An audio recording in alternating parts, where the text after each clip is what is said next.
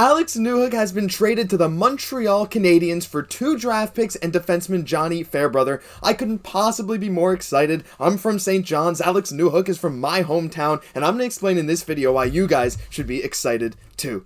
Just today, just a few minutes ago, Alex Newhook was officially traded to the Montreal Canadiens. Now, it's negotiation, right? So right off the bat, he's an RFA this year, so he'll have to get paid this offseason, but you have to imagine he's going to agree to that without a problem.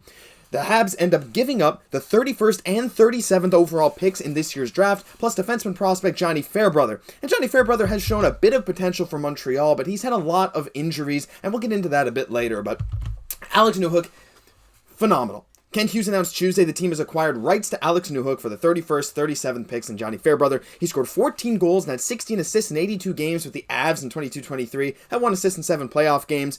And he's from St. John's, Newfoundland, same city I'm from, same city I'm in right now. 27 goals, 39 assists in 159 career games. He's a center, he's 5'10", and has a Stanley Cup ring already at the age of 22. I mean, look.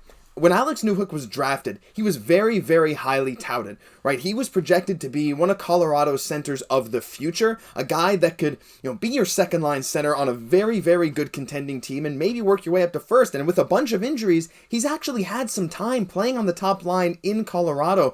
He's a phenomenal player, and when you watch him play, yeah, the points maybe aren't as high as you might want him to be for a guy who's drafted so high. But again, he's still only 22, still figuring out the NHL game, and he has had flashes of brilliance, had some amazing goals so far in his career, has made the highlight reels countless times if you watch the TSN Top 10. I mean, look, when he came out of the BCHL, I believe he was drafted out of the BCHL and immediately went to Boston College where he dominated. 13 goals in his first full NHL season, 14 goals last year with a bit of an increased role, had a little bit of a point production drop, but man, he is just a phenomenal fit for Montreal. 16th overall pick in the 2019 draft, and what Montreal gave up is really not all that much when you think about it. Who can you possibly draft with a 31st and 37th overall pick? Well, you might say, look, the Habs drafted in the late first round someone like Philip Méchard, Owen Beck, Lane Hutson was a second-round pick, and some of these guys look like they'll be amazing. Sure, I completely agree. However, when you're drafting, even when you get to the end of the first round and into the second round, these guys are far from guarantees. Alex Newhook has already shown that he is an NHL caliber talent, a guy that definitely projects to have future second-line center potential, maybe even first, depending. I mean, not over Nick Suzuki. I don't think he'll end up being a better player than Nick Suzuki, but in the right situation, maybe he would end up being a top-line center. So maybe I'm overselling him a bit because he's one of my favorite players from my hometown, but at the same time, you just watch him play. He's one of those guys that his skill just jumps off the screen at you. He rarely makes bad plays. He's often in the right spot at the right time. And, he's been kind of buried in Colorado. They've had an amazing team, right? They won a Stanley Cup, and he won the cup with them, right? He already has that Stanley Cup final experience. So when you have the opportunity to trade, it's not the 5th overall pick. Gosh, no, it's not. But the 31st and 37th picks for a guy who's guaranteed going to at least be a middle six forward, probably your second or third center for years to come once you sign him this offseason to whatever extension he'll end up signing, I think that's pretty amazing. Now we get the question of how much money is Alex Newhook going to demand from Montreal? Because Montreal, while not completely cap-strapped, would definitely be beneficial to have Newhook on your books for a long term. But again, if we take a look at his stats, 30 points in 82 games, 33 points in 71 games on a really good team, you got to think that Newhook might be willing to bet on himself a bit. So I know we spoke a lot about Cole Caufield and how a bridge deal might have been the best option, for him if you're Cole Caufield and you want to do that kind of thing. But Alex Newhook, I don't know, right? A guy who's had 30 points, he has the Stanley Cup pedigree, which is going to bump up his stock a bit. He might be okay with a longer-term deal to solidify his career earnings. He's already won the ultimate prize, and yeah, he could make a little more maybe if he got a bridge deal and had a couple 50-point seasons for Montreal. But my belief is that he'll actually sign a bit longer than we think he will. Do I have an actual prediction? No, I don't think so yet. I think we'll have to wait and see, where Kent Hughes and Jeff Gorton feel he fits long term. I mean, is he going to potentially be that second line center? Or are they planning for Kirby Dach to be that number 2 center for the long term? Because if Newhook is projected to be your third line center, it's kind of iffy, right? Because how long do you want to sign him for how much money? So until the roles seem to be a bit clearer, it's hard to say, but I'd like to think that we lock him up for 4 or 5 years. I'd love to get Alex Newhook in Montreal long term. Now that I'm done raving about Alex Newhook, again, one of my favorite players. I might be ordering his jersey. I don't know. It's amazing, right? We'll try and get him on the show if we can, because again, it's a Newfie show. I'm a Newfie host. Jesse's not Newfie, but hey, I am, and so maybe we can get Alex Newhook. So if you're watching this, Alex, let us know. His dad was my gym teacher. I don't know if I've mentioned that before. In high school, Alex Newhook's dad was my gym teacher. Fun fact. Let's take a look at what we gave up. So we obviously know the draft picks are coming up tomorrow. Well, the second round, I think, is the next day, or I'm not sure how it works. But anyway, the draft picks are gone. We know what they are, 31 and 37. But let's take a look at Johnny Fairbrother.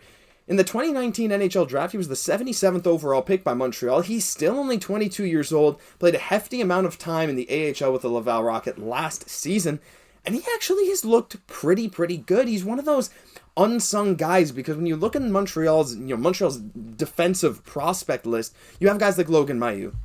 You have guys like William Trudeau. You have guys like Lane Hutson. Or you have so many guys, and even in the NHL level, Jordan Harris, Justin Barron, blah, blah, blah, blah. Fairbrother kind of gets lost in the mix, right? And when you're talking about Johnny Fairbrother, the big thing that comes up with him is the injuries he's had. He's had a few major injuries throughout his run since being drafted 4 years ago to this year. But when he's been healthy, he's been able to show that he's really talented. I think Colorado will be extremely happy with Johnny Fairbrother. And by the way, another note, this is the second deal in 2 years Montreal has done with Colorado. Of course, the Arturi Lehkonen deal bringing Justin Barron to Montreal. Now Montreal's giving back a defensive prospect for a forward, and it's sort of an opposite exchange. So Fairbrother, I think, fits Colorado's long-term plans maybe a bit better, and Colorado gets 2 shots at a nice player in the draft this year for a team that just kind of won a Stanley Cup. Gabriel Landeskog's whole career is in question.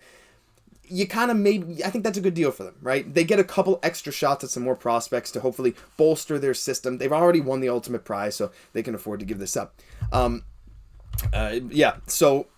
I'm not really sure what you guys think of this. I just brought up the wrong picture, my bad, but I'm super ecstatic, because once again, I want you guys to give me your thoughts on this too, though, because I'm a little confused, right? Alex Newhook is a center.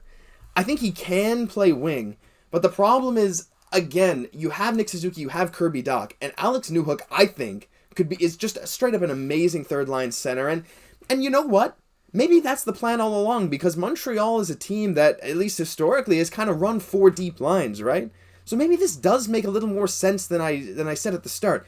Because if you look, you have Nick Suzuki on that first-line center. My guess is, and my prediction, my hope, because Kirby Dach, as we showed in last video, is a top 10 defensive center in the NHL by some metrics last year. And again, he just drives the play when he's a center. I think he's far better as a center, but his line mates, Suzuki and Caufield, were far better when he was a winger. So it's kind of a give and take. But Kirby Dach is your number 2 center, and you just play that line and the third line almost as much as each other. And that's kind of what Montreal does anyway, right?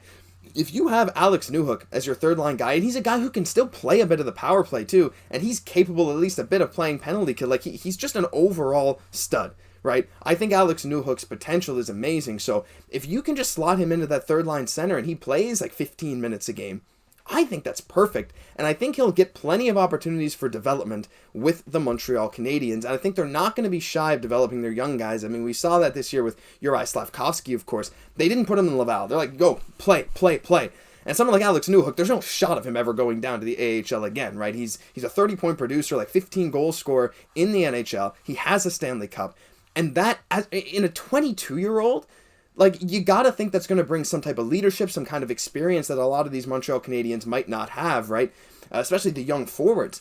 He's a 22-year-old who's going to be coming in telling Nick Suzuki, Cole Caufield what it's like to win a Stanley Cup. And when you can get through to someone that age, it's really just amazing. So, all in all, I am thrilled. Absolutely thrilled with this trade. I understand these 2 draft picks could turn into something, we got Lane Hutson with a second rounder last year, but when you get this kind of opportunity, you have your center depth. The Habs are you know what, we probably don't have Pierre-Luc Dubois. We don't need him. We have Alex Newhook instead. No, he's not as good as Pierre-Luc Dubois, at least not yet, but he's going to be perfect in that third line center role. It kind of reduces any questions, I guess, about Montreal's center depth long term. I just think it's amazing. I think you guys think it's amazing, but let me know all your thoughts in the comment section down below.